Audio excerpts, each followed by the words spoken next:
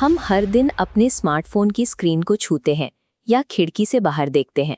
कांच हमें बहुत नाजुक और शांत लगता है, लेकिन इस पारदर्शी और साफ दिखने वाली चीज की शुरुआत बेहद हिंसक तरीके से होती है।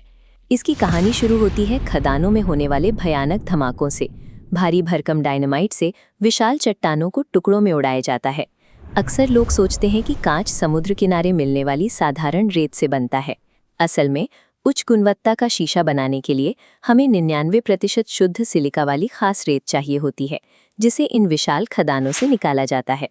आज हम इस ऊबड़-खाबड़ अपारदर्शी पत्थर के एक दाने का पीछा करेंगे और देखेंगे कि कैसे ये खदानों से निकलकर पूरी तरह से पारदर्शी कांच में बदल जाता है।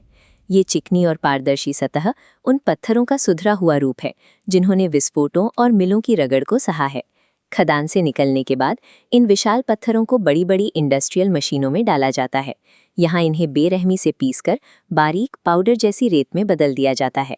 अब शुरू होती है इसके शुद्धिकरण की प्रक्रिया। हर घंटे 220 टन रेत साफ करने वाली विशाल वॉशिंग मशीनें सेंट्रीफ्यूगल फोर्स का इस्तेमाल करके सारी गंदगी को बाहर निकाल फेंकती हैं। इसमें से लोहे के कणों को मैग्नेटिक सेपरेटर से अलग करना सबसे ज़रूरी है। अगर रेत में लोहे का एक छोटा सा अंश भी रह गया तो पूरा कांच अपना रंग बदल लेगा और उसकी पारदर्शिता खत्म हो जाएगी। इस डायग्राम में देखिए रेत के साथ रसायनों का मेल कैसे काम करता है।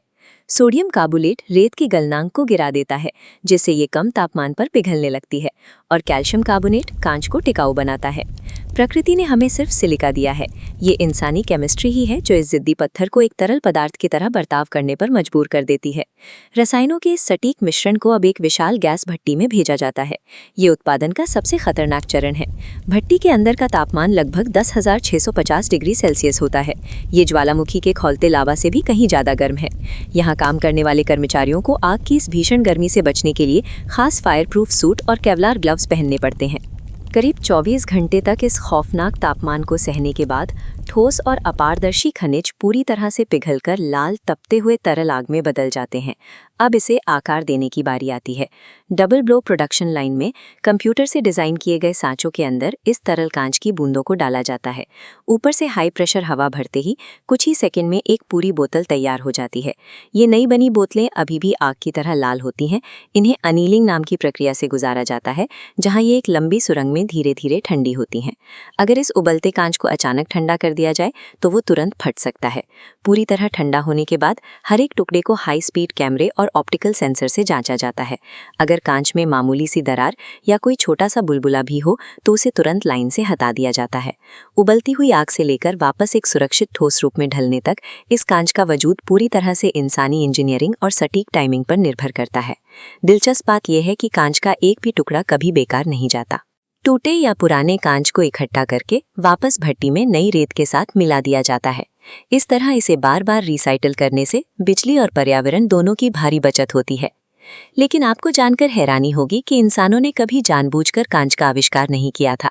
माना जाता है कि प्राचीन मिस्रवासियों ने अपने कैंप फायर के पास सोडियम मिली रेत को गलती से गर्म कर दिया था। जब आग बुझी तो वहां एक कठोर पारदर्शी पदार्थ बचा था। वही दुनिया का पहला कृत्रिम कांच था। प्रकृति खुद भी अपना कांच बनाती है।